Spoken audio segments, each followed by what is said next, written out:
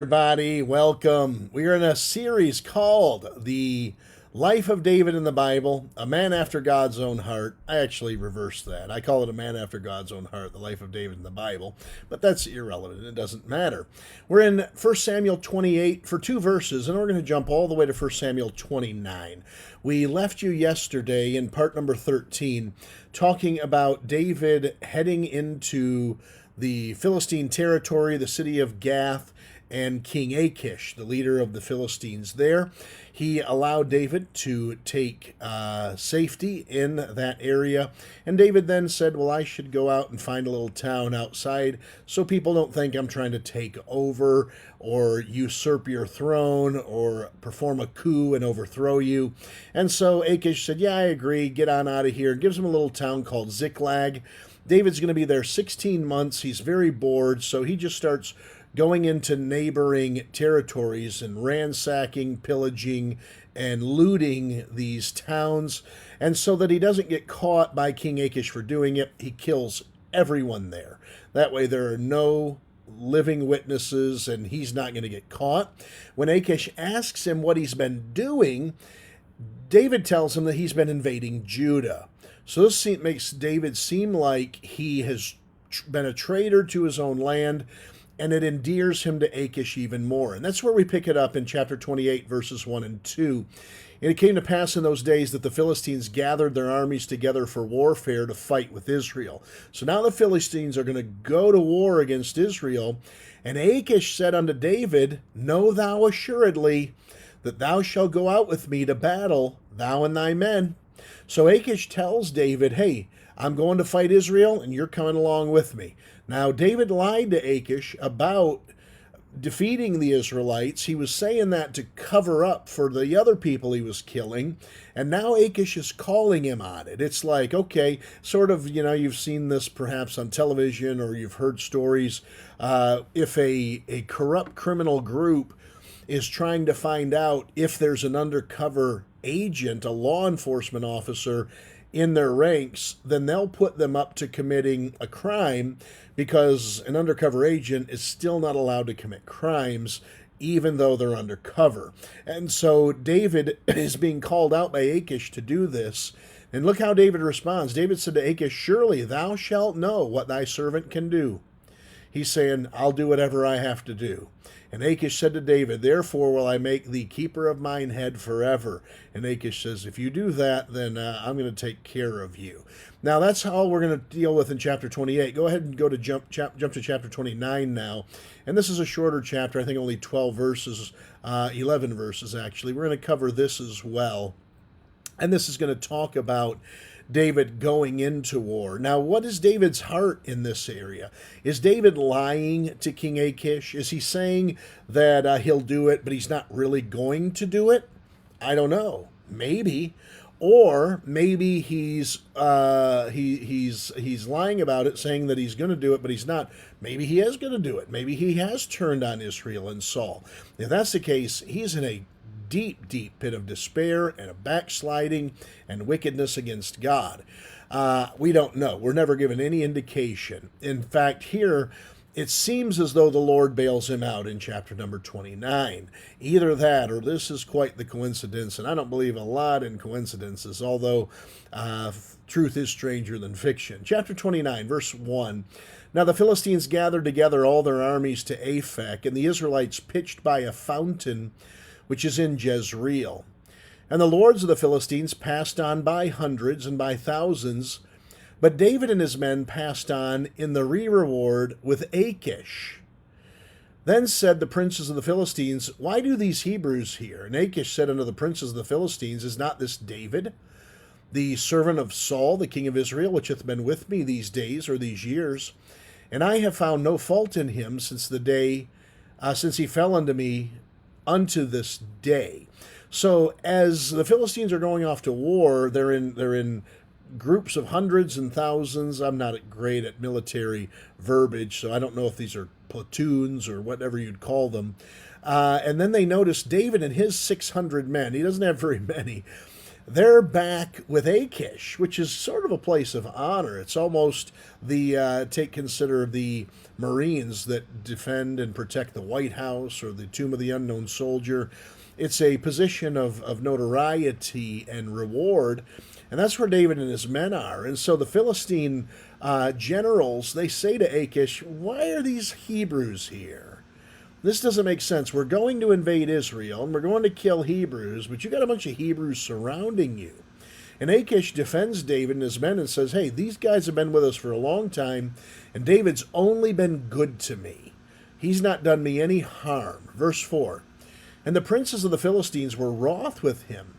And the princes of the Philistines said unto him, "Make this fellow return, that he may go again to his place which thou hast appointed him. And let him not go down with us to battle, lest in the battle he be an adversary to us," or a double agent, right? He goes into the battle with them, but then once in the battle, he turns and then attacks the Philistines. "For wherewith should he reconcile himself unto his master?" How is it that he's going to get back in good graces with Saul? He's going to do this in order to earn favor in Saul's sight. And it said, should it not be with the heads of these men? He's going to cut all your heads off, and then Saul's going to take him back. Is not this David of whom they sang one to another in dances, saying, Saul slew his thousands and David his 10,000s? So these princes are really pushing hard against Achish, saying, this isn't smart to let this guy go to battle with us. Send him back home. You gave him that little town. Send him back there, but don't give him a weapon. Don't let him fight with us. Don't let him go into battle. If he does, then he's going to just turn on us in the midst of the battle, and he is going to cut off a bunch of our heads, get back in good graces with Saul, and then you have to realize who it is you're dealing with, the one they used to sing about. Then Achish called David and said unto him, surely as the Lord liveth, thou hast been upright, and thy going out and thy coming in with me in the host is good in my sight. For I have not found evil in thee since the day of thy coming in unto me this day. Nevertheless, the Lord's favor thee not.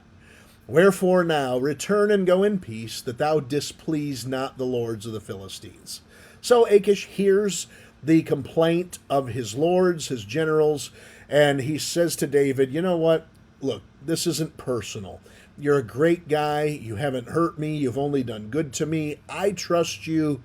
But these other guys don't trust you. So I don't want you going to battle with us. Just go on back home.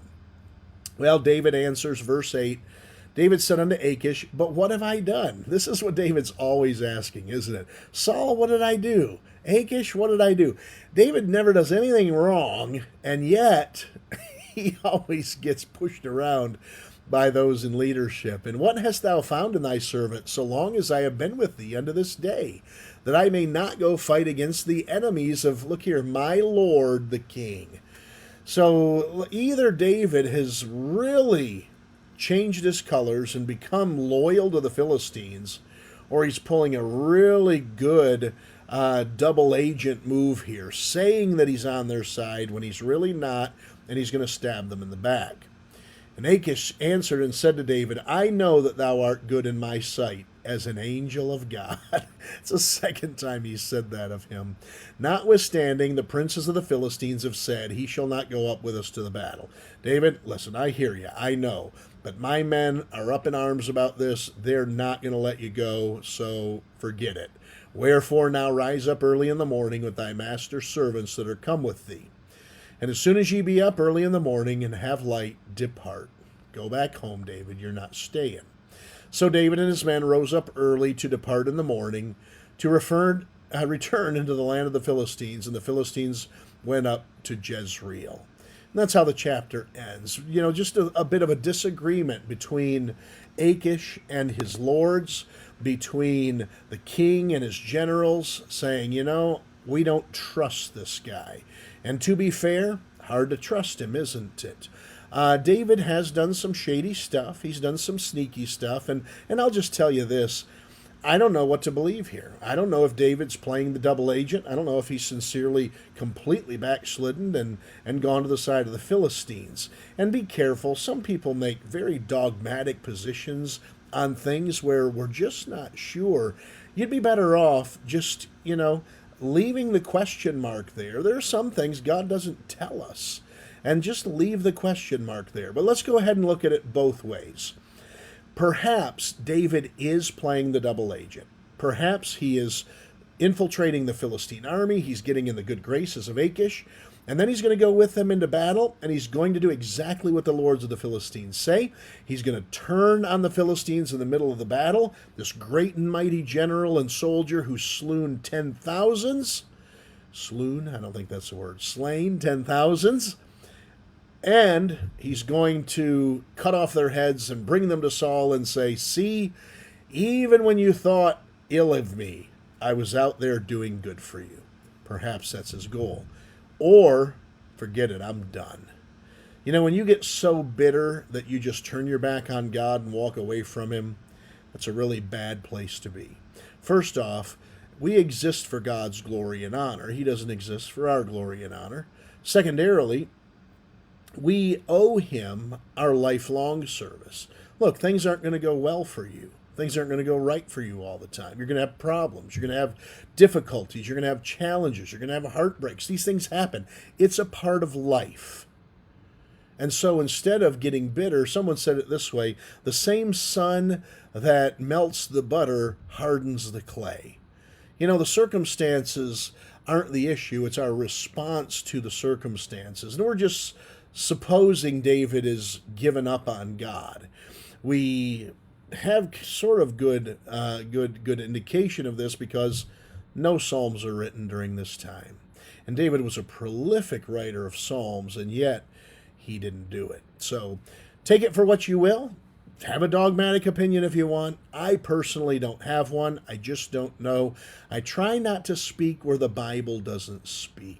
And I try not to make it say what I'm not sure that it says. And that's another good bit of wisdom, I think.